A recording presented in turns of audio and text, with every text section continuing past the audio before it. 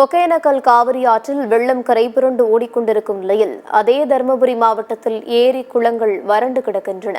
காவிரி உபரிநீர் திட்டத்தை செயல்படுத்த வேண்டும் என்று விவசாயிகள் மத்தியில் கோரிக்கை எழுந்துள்ளது. இதுகுறித்து நமது செய்தியாளர் சீனிவாசன் தரும் தகவல்களை கேட்கலாம். கர்நாடகா, கேரளா உள்ளிட்ட மாநிலங்களில் பல்வேறு பகுதிகளில் ஆங்காங்கே அதிதீவிரமாக கனமழை பெய்து வருகிறது. குறிப்பாக கர்நாடக மாநிலமான கபினி, கிருஷ்ணராஜ சாகர், ஹேமாவதி, நுகு, ஆரங்கி உள்ளிட்ட அணைகளுக்கு நீர்வரத்து படிப்படியாக அதிகரித்து வருகின்றன.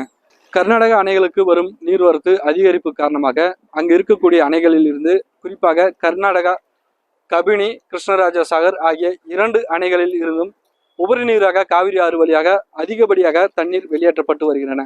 கர்நாடக அணைகளில் இருந்து சுமார் வினாடிக்கு 2,30,000 கன அடி உபரி நீராக தமிழகத்திற்கு காவிரி ஆறு வழியாக வெளியேற்றப்பட்டன. இந்த உபரி நீரானது தற்போது தருமபுரி மாவட்டம் ஒகேனக்கலுக்கு பிலிகுண்டுலு வழியாக வந்துள்ளது.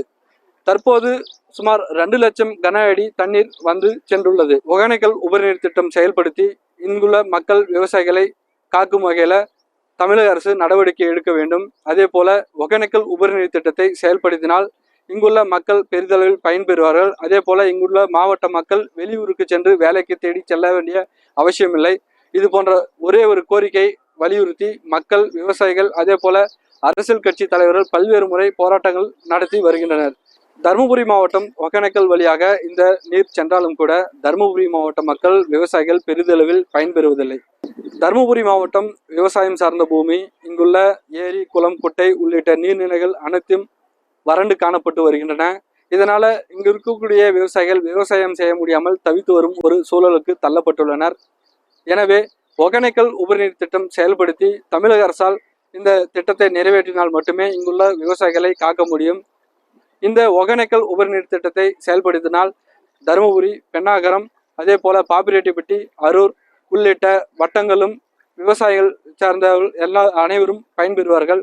இந்த உபரிநீர் திட்டத்தை செயல்படுத்தினால் மட்டுமே இங்குள்ள விவசாயிகளை காக்க முடியும். தமிழக அரசுக்கு இங்குள்ள விவசாயிகள், பொதுமக்கள் கோரிக்கை வைத்தும் எந்த ஒரு அரசும் நடவடிக்கை எடுக்க முன்வருவதில்லை. எனவே இந்த திட்டத்தை செயல்படுத்தினால் மட்டுமே இங்குள்ள ஏரி, குளம், குட்டை உள்ளிட்ட நீர்நிலைகளை காக்க முடியும். விவசாயிகள், பொதுமக்கள் என பல முறை அரசுக்கு கோரிக்கை வைத்தும் எந்த ஒரு அரசும் செவிசாய்க்காதது விவசாயிகளிடையே பெரும் வேதனை அளிக்கக்கூடிய ஒரு விஷயமாக உள்ளது. எனவே வீணாக கடலில் சென்று கலக்கக்கூடிய இந்த தண்ணீரை தருமபுரி மாவட்ட மக்கள், கிருஷ்ணகிரி மாவட்ட மக்கள், அதே போல சேலம் மாவட்ட மக்களும் பயன்பெறும் வகையில ஒகேனக்கல் உபரிநீர் திட்டத்தை செயல்படுத்தினால் விவசாயிகள் அனைவரும் காக்கப்படுவார். சத்தியம் செய்திகளுக்காக தருமபுரி செய்தியாளர் ஸ்ரீனிவாசன்.